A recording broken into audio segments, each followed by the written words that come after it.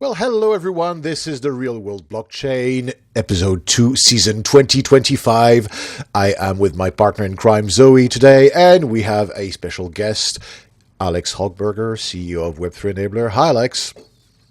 Hi, Gautier. Hi, Zoe. It's great to be here today. So there's quite a lot of things to cover for Web3 Enabler. First of all, congratulations. I guess the crowdfunding campaign went successful. Can you tell us more about that?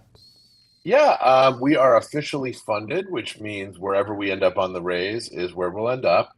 We're currently about 10% to the SEC maximum, so we're looking to our target is somewhere between 30 and 50% at 300 to 500,000.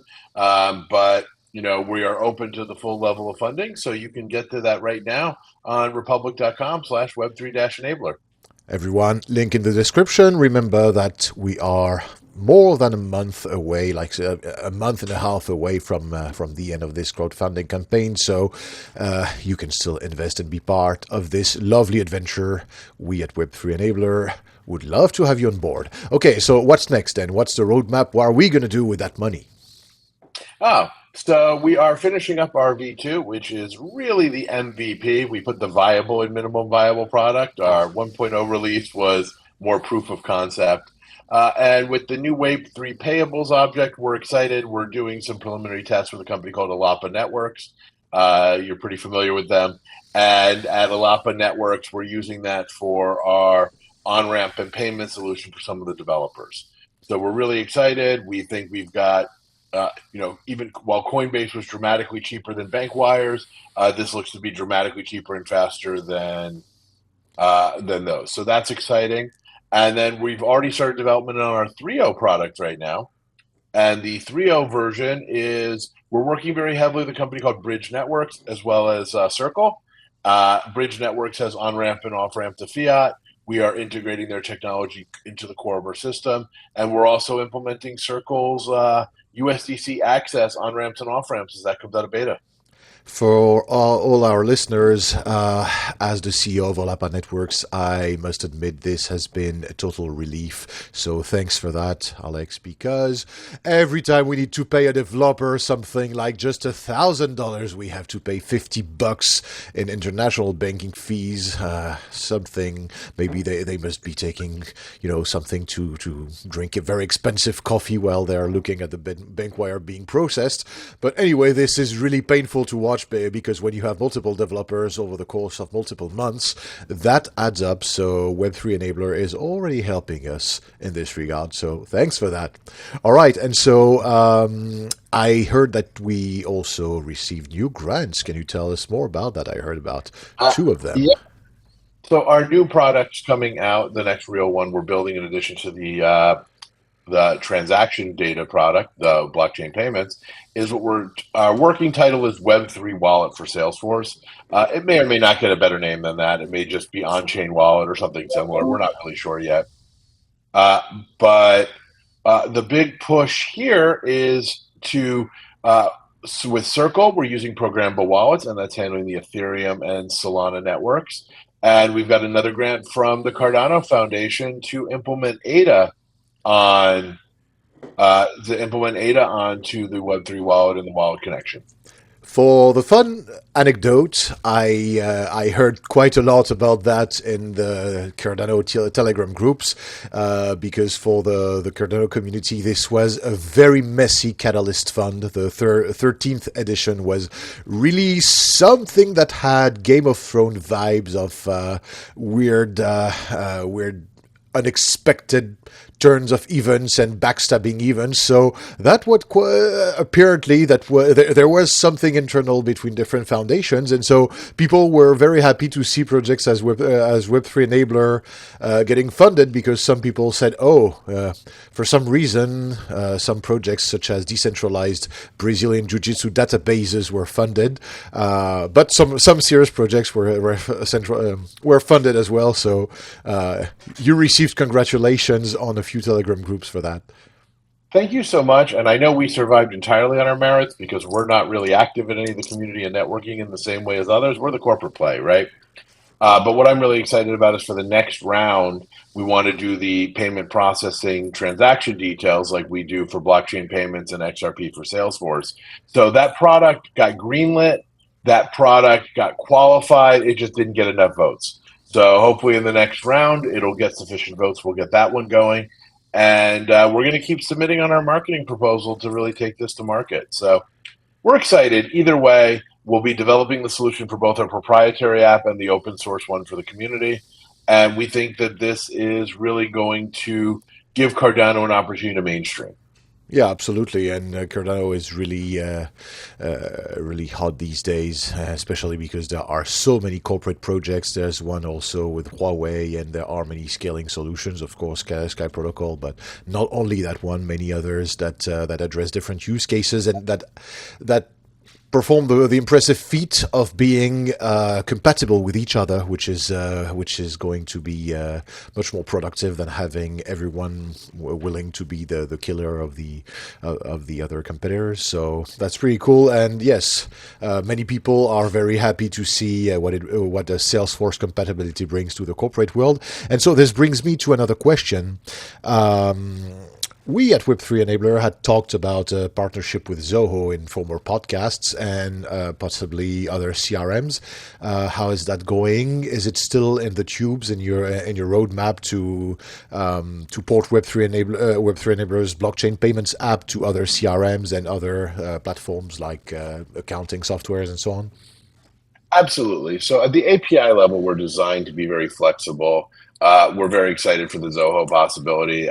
With the spin out from Mutual Knowledge, we had some contract assignment issues and everything like that. And then, as crypto winter had dragged on, we, really had to focus on where our core strengths were. But as we are into 2025 and the new crypto boom, we're seeing a lot of demand for international. Kind of once we finish the Web3 wallet for Salesforce and the blockchain payments and have those and the Sales Cloud implementation, we think that it's going to be a very logical port over to the Zoho One ecosystem. Really focused on Zoho CRM at first, and then what's exciting is Zoho has Zoho Books, which is their QuickBooks similar product. So this will really let us within the Zoho ecosystem play with the connectivity and then bring it over. So our current plan for QuickBooks and Zero is to focus on them being recipients of Salesforce data or Zoho data. So if you're using Zoho or Salesforce CRM and QuickBooks or Zero for your general ledger, we see the process being driven by sales and or service in the CRM, and the data being linked over to QuickBooks. So you don't have to double enter it. You'll record the information and things like that. We're also looking to put together an accounting advisory board because we really do think some of the new fiat stablecoin regulations and some of the new technologies like liquidation addresses we're engaging in may really simplify the compliance issue. It's interesting as a use case because I used to think 1 year ago that these were two very similar use cases, and after talking about Web3 Enabler's blockchain payment app at conventions to people, it turns out there are really two use cases. One for the people who really want to conduct business internationally and who need to sometimes circumvent limitations, either due to their currency or to sanctions or to issues regarding international payments or bad relationships with countries. But sometimes also some people say, oh yes, we'd love to use USDC on top of USD, but not because we have a problem with USD, just because it's yet another payment means. And the problem is that we have that horrible accounting system that we need to integrate with, and oh god, you guys are actually offering a seamless integration, so we don't have two spreadsheets at the end of the year. And many people are actually quite happy with that. Yeah, so one of the things as we're looking at it, we're really excited for is one of the models we're projecting with the new liquidation address support is treating it more like a credit card merchant processing account. Like when you run your own credit card, and I know a lot of people that are on the tech side think everyone use Stripe. They don't. The vast majority of businesses use a merchant processing account with a small bank. And other than, you don't really think about it, right? It's connected to your credit card. Visa or MasterCard processes the money. It's put in your merchant account, and 72 hours later, it is usually ACH to your operating account. So from a practical point of view, most companies don't really track their merchant account in their general ledger. They just kind of do it after the transfer and the fees, and the differential is the fees. But you could put it on books. But one of the things that we're really excited for is we've got a scenario that we're looking at that we're using ourselves to get paid. We have a liquidation set up address for a USDC account, and we have clients that need to send money in, and they send us USDC. And when it happens, it hits our wallet address. All the notifications take place, and then it is automatically ACH'd into our account the next day. So it runs just like a credit card clearing account, but only a quarter of the fees. That's wonderful. And could we imagine that in the end, well, I assume midterm we would compete on other platforms such as maybe WordPress, Shopify, WooCommerce, all these things. We would have integrated Web3 Enabler products to these platforms, maybe to Trello, to those types of software as well. There's definitely a lot of scenarios that to explore. We're also always talking with partnerships. I had a great call today with a company called CoinSub. They're really focused on subscription and payments for generic API, but it all runs through their dashboard. But they're looking at integrating into Shopify and WooCommerce, and I think that that's a great use case. Now, I also know that plenty of companies running Shopify or WooCommerce use Salesforce Service Cloud for customer service. So even in the event, even if you're doing your real-time processing on Shopify and you're running it through a coin sub, you still want to see the payment information in your CRM, because when the customer contacts you, you need to go check. If you haven't run a customer service organization before, you've never really thought through the real process. So we used to have a lot of the data was all living in Shopify. We're using Salesforce for CRM. This was at Aroma 360. And one of the challenges we had was to go and see anything, you had to go and log into Shopify, which meant a ton of training for your customer service people who weren't necessarily, the most technology or finance savvy. So we worked with a company that did a Shopify Salesforce integration, and we brought most of this data into Salesforce. Why? It let you go and see the opportunity in the order in Salesforce, review what was going on. So when a customer had a question, customer service could see it all in their service console. And that's really important. It lets you handle twice as many customer service issues. So the cost of the software integration was trivial compared to the labor savings. That's wonderful. Great bang for buck ratio. And so, in the end, could we imagine Web3 enablers products expanding towards other markets with that same idea, either in SaaS or even outside of SaaS solutions? Yeah. So one of the things we really look at is we think of ourselves as a data and integration company. So if you're using a different platform for crypto management, that's totally fine. You don't need to use our wallet solution. We have our wallet solution because we think for a company that is not crypto native, Salesforce, but is Salesforce native, having a Salesforce native wallet is a great process. But if that doesn't describe your company, you wouldn't install our Web3 wallet, right? If you're more crypto native, you're going to want a much fancier wallet. You don't want your permissions in Salesforce. But again, it all depends what you're doing in your business use case. So when I look at it, that's really what I see as exciting. I see this ability to kind of free yourself to build the process you want, run your business operations, run the way you want, and really money as a service. And I think that's really one of Circle's product taglines. But one of the things that to me is fascinating is we talk AI, right? If you have an AI agent doing business, it can't send wire transfers from your account. It can't log in, right? And you'd have to hack away your authenticator. The banks don't provide, clear APIs, things like that. But it can manage your wallet. And if you're in Salesforce, Agent Force is their new AI initiative, and it's huge. And it's really popular. 2.0 has already been announced. They've had Einstein for 10 years. And our products, because they are Salesforce native objects, can be managed directly in Einstein. And as we're building the on-ramp, off-ramp commands in, they're available in Salesforce Flow for rigid instruction, or as on-ramps for Agentforce. So you'll be able to have Agentforce make decisions, move fiat around, and route things back and forth. Wow, so we could even have AI agents in the future who could issue refunds instantly if there's a problem, that kind of stuff. Bingo. If you authorize your Agentforce to handle refunds of up to $25, or $50, or 1,000, whatever your policy is, right? And beyond that, maybe your policy is up to $25 Agent Force does it, and over that, it's sent to someone for approval, right? Great, easy use case. If you're running crypto or credit card, you can just do the refund right in there. You send the reverse transfer and you notify everyone it's all logged.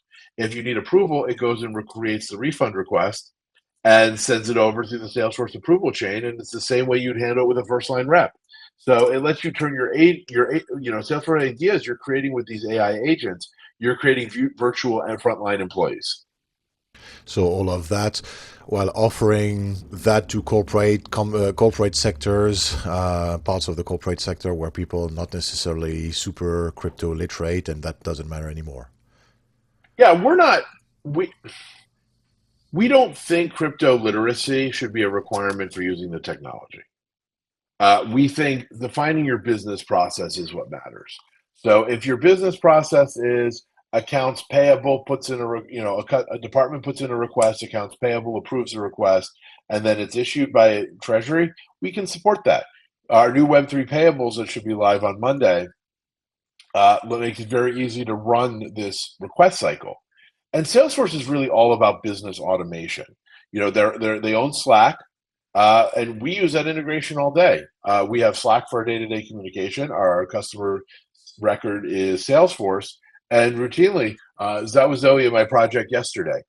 We have it set up that we have a bunch of email chains that get automated emails, billings, things like that. Well, instead of them going to one person, you have no idea what's going on.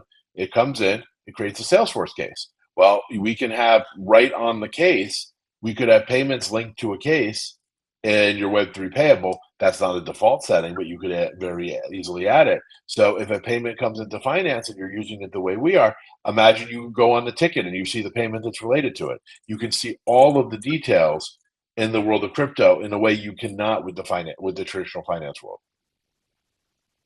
That's wonderful. Thank you so much, Alex. Any last word? Yeah, we're really excited for all of these abilities to make things easier and more useful. We're also excited that we're doing a crowdfund right now. We think it's going to raise awareness, it's going to reach potential clients. It's all in all the right way to do it. So if you haven't already, check us out, republic.com/web3-enabler, where our crowdfund is about 10% of the SEC max. Now's a great time to invest. There's a couple weeks left in the process. And keep seeing what we're doing. Keep following us on social media at Web3 Enabler, and watch us build in public as we release new features. Thank you so much, everyone. This was Alex Hochberger, CEO of Web3 Enabler, the first and only crypto payment solution on Salesforce, and soon many other CRMs, ERPs, and accounting softwares, and also provider of soon to be numerous solutions as well. Thanks, Scott. Yeah, I look forward to returning.